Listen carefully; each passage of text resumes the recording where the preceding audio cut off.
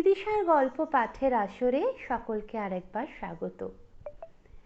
বিখ্যাত শিশু কথা সাহিত্যিক লীলা মজুমদার বাংলা সাহিত্যে একটি উজ্জ্বল নাম। লীলা মজুমদারের গল্পগুলো আমাদের কোথায় যেন পৌঁছে দেয় কোন অজানা একটা কাল্পনিক জগতে। ছোটদের তো বটেই, বড়দেরও তার গল্পের সমান রসবোধ হয়। আজকে পড়ব লীলা মজুমদারের লেখা একটা ছোট গল্প, হুঁশিয়ার। চলুন শুরু করা যাক। যখন সামনের লোকটার লোমওয়ালা ঘেমো ঘাটটার দিকে আর চেয়ে থাকা অসম্ভব মনে হলো, চোখ দুটো ফিরিয়ে নিলাম। অমনি কার জানিয়ে একরাশ খোঁচা খোঁচা গোঁফ আমার ডান দিকের কানের ভিতর ঢুকে গেল। চমকে গিয়ে দেখি ভীষণ রোগা, ভীষণ লম্বা, ভীষণ কালো একটা লোক গলা বন্ধ কালো কোট পরে ঠিক আমার পিছনে দাঁড়িয়ে। তার পিছনে আরও অনেক লোক ষাঁড় বেঁধে দাঁড়িয়ে থাকার জন্য কোন পা জোড়া তার বুঝে নিতে একটু সময় লাগলো। শেষটা টের পেলাম খুব সরু সরু, খুব লোমওয়ালা আর খুব কালো ঠ্যাং দুটো ওর, আর তার আবার একজোড়া দাঁত বের করা ছেঁড়া চটি পরা, তার ফুটো দিয়ে নোংরা বুড়ো আঙুল বেরিয়েছে।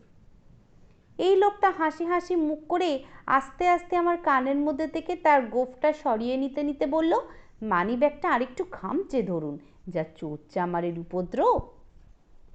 লোকটা কথাগুলো যেন কত দূর থেকে এলো, কিরকম একটা হালকা ফিসফিস আওয়াজ। তার চোখ দুটোও যেন আর কিছুতেই গর্তের মধ্যে থাকছিল না, একেবারে বেরিয়ে আসার জন্য মানি ব্যাগের ভিতরের খোপের মধ্যে পড়ে যেতে চাচ্ছিল। সবাই একজনের পিছনে একজন দাঁড়িয়ে আস্তে আস্তে শিয়ালদা স্টেশনের ইন্টার ক্লাস টিকিট ঘরের দিকে এগোচ্ছিলাম, খুব সাবধানে, কারণ একটু একপাশে সরলেই ধাক্কার চোটে লাইন থেকে বেরিয়ে পড়বার ভয়। এমনি করে যখন খাঁচার ভিতরে বেশ কালো কালো মেম সাহেবের কাছে পৌঁছলাম, তখনও টের পাচ্ছিলাম পেছনে সেই লোকটার ফোঁস ফোঁস নিঃশ্বাস আর আস্তে আস্তে গোঁফ নাড়া। লোকটা দেখলাম আমাকে খুব ভালোবেসে ফেলেছে। মেম সাহেবকে যখন টাকা দিলাম, লোকটা ঝুঁকে ব্যাগের মধ্যে দেখতে দেখতে বলল, চেঞ্জ গুনে নেবেন, বেটিরা ভারী চেঁচোর। মেম রেগে এগাল থেকে ওগালে চুইনগামটা ঠুসে দিয়ে বলল, চুপ রাও বাবু। তারপর লোকটা আমাকে সেই রকম যত্ন করে উপদেশ দিতে দিতে প্ল্যাটফর্মের দিকে নিয়ে চলল। একটা কলার খোসা আর কি যেন একটা খুব কসরত করে এড়িয়ে বলল, সংসারে কাউকে বিশ্বাস করা যায় না, সবাই সবারটা গিলবার ফিকিরে আছে। গেটের কাছে চেকার বাবু চিকিট চিকিট করে টিকিট কেটে দিলে আমার সঙ্গে সেও প্ল্যাটফর্মে ঢুকলো। বলল, এই যে গাড়ি। অবশ্যই সেটা বলবার দরকার ছিল না। আমার সঙ্গে একটি ইন্টার ক্লাস গাড়িতে ঢুকে আমার পাশে বসে বলল, জিনিসপত্র আগলে রাখুন, সুটকেসটা দূরে রাখবেন না, নিজের সিটের তলায় রাখাই ভালো। এটা জেনে রাখবেন, শিয়ালদা স্টেশন চোর বাটপাড়ের আড়ত। তারপর আমরা দুজনেই জুতো খুলে পা তুলে আরাম করে বসলে। বলতে লাগলো, সংসারে কাউকে বিশ্বাস করা যায় না। আমি নিজে যতগুলো চোর জোচ্চোর দেখেছি, সবগুলোকে একটার পেছনে একটা দাঁড় করালে এখান থেকে বোলপুর স্টেশন অবধি লম্বা একটা লাইন হয়। এ কথা শুনে আমি অবাক হলাম। তখন সে আরও বলতে লাগলো, আর ছিচকে চুরির জন্য তো তারা যে অধ্যাবসায় ধৈর্য আর বুদ্ধি দেখিয়েছে, ভালো কাজে যদি লাগাতো এতদিনে ভারতবর্ষ উদ্ধার হয়ে যেত। তারপর তার কালো কোটের পকেট থেকে একটা চারকোনা পানের ডিবে বের করে বলল, কাউকে মশাই বিশ্বাস করা যায়? অরুণবাবু ট্রেনে করে আসছেন, সেকেন্ড ক্লাস গাড়ি। সঙ্গে উঠলেন দিব্যি খাকি প্যান্ট সাপ শার্ট পরা বাঙালি সাহেব। কেসা ভাব জমে গেল দেখতে দেখতে। ইনি ওর বিস্কুট খেলেন, আবার উনি ওর সিগারেট টানলেন। তারপর মুড়ি মুড়ি দিয়ে দুজনে ঘুম। সকালে উঠে অরুণবাবু দেখলেন বাঙালি সাহেবটিও নেই, তার জিনিসপত্রই নেই, আর অরুণবাবু সুটকেসও নেই। আমি একবার আমার সুটকেস ও পুটুলিটা দেখে নিয়ে ঠ্যাং বদলে বসলাম। এবার সে বাইরে এদো পুকুরে ধোপাদের কাপড় কাচা দেখতে দেখতে নিচু গলায় বলতে লাগলো, ছেলেবেলায় পিসিমার কাছে থাকতাম, গ্রামের এক ধারে বাঁশধারের কাছে খড়ের চালের বাড়ি। যেই না সন্ধে হওয়া, আর অমনি বাড়ির আর উঠোনের কানাচে কানাচে ভয় ভীতিরা ভিড় করে আসতো।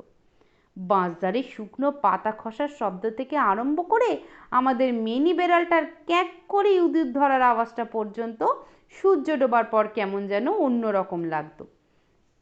আর পিসিমা শোবার আগে প্রত্যেকটা খিল ভালো করে দেখে নিতেন। বাক্স প্যাটার ওপর নানাভাবে ঘন্টা বাসন সব এমন করে সাজিয়ে রাখতেন যাতে একটু সরালেই সব দুমদাম পড়ে আমাদের কেন পাড়ার অন্য লোকেরও ঘুম ভাঙিয়ে দেয়।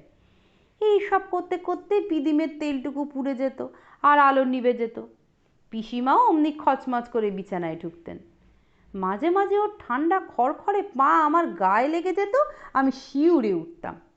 শুয়েই আবার পিসিমার মনে হতো, কি হবে, খাটের তলা দেখা হয়নি, যদি কোনো ধূর্ত চোর ছোড়া হাতে সেখানে ঘাপটি মেরে বসে থাকে। আমাকে বলতেন, এই তোর মার্বেল খাটের তলা দিয়ে গড়িয়ে দে না, ওদিক থেকে বেরোলে বুঝবো খাটের তলায় কেউ নেই। ভয়ে আমার হাত পা পেটের মধ্যে সিঁধিয়ে যেত। পিসিমা যা বলতেন তাই করতাম।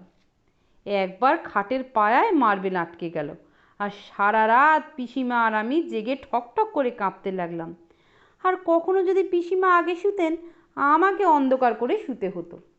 খাটের 3 হাত দূর থেকে এক লাফ মেরে খাটে উঠে পড়তাম, যাতে খাটের তলায় লুকিয়ে বসা বদমাইশটা তার ঠান্ডা হাত দিয়ে আমার ঠ্যাং ধরে টেনে না নিতে পারে।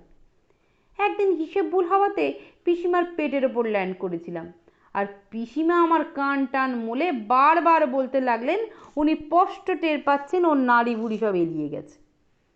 এইটা বলে লোকটা একবার আর চোখে আমার দিকে চেয়ে বলল, ছেলেবেলা থেকে এমনি আমার ট্রেনিং যে কোনো চোরও আমার কাছ থেকে কানাকড়ি পায়নি। এই দেখুন নোটের তাড়া নিয়ে নির্বিঘ্নে যাচ্ছি। এই অবধি বলেই সে এদিক ওদিক চেয়ে শটাং শুয়ে পড়ে নাক ডাকতে লাগলো। গাড়িতে আর যে 2-4 জন ছিল তারাও সবাই নেমে গেল, আর আমিও আমার যে 2-একটা কাজ ছিল সেরে নিয়ে অন্য বেঞ্চিতে লম্বা হয়ে শুয়ে পড়লুম। ওই একটু পরেই ঘুমিয়ে পড়লুম। যখন ঘুম ভাঙলো তখন ভোর হয়ে এসেছে। চোখ ঘষে মলি সঙ্গীটি কোথায় নেমে গেছে তার কথা মনে হতেই, তার চোরের ভয় মনে করতেই বেজায় হাসি পেল। ঠিক এমন সময় চোখে পড়লো বেঞ্চির তলায় আমার সুটকেস, পুটুলি, চটি কিচ্ছু নেই, আছে কেবল তার সেই ছেঁড়া চটি। ভীষণ রাগ হলো, ভণ্ড জোচ্চোর বক ধার্মিক কথাকার। রাগের চোটে হঠাৎ নিজের ট্যাকের ওপর হাত পড়ে গেল। ট্যাগ খুলে দেখলাম কাল রাত্রে লোকটা ঘুমিয়ে পড়ার পর তার বুক পকেট থেকে যে নোটের তাড়াটা সরিয়েছিলাম। আমার সুটকেস ইত্যাদি চুরি যেতে পারে, কিন্তু সেটি ঠিকই আছে। বেশ একটু খুশি মনে আবার শুয়ে এক ঘুম দিয়ে উঠলাম। ভারী মজার গল্প। কেমন লাগলো সকলে নিশ্চয়ই জানাবেন, আর গল্পটি ভালো লাগলে প্লিজ আমার চ্যানেলটিকে সাবস্ক্রাইব করে দেবেন। সকলকে অনেক ধন্যবাদ।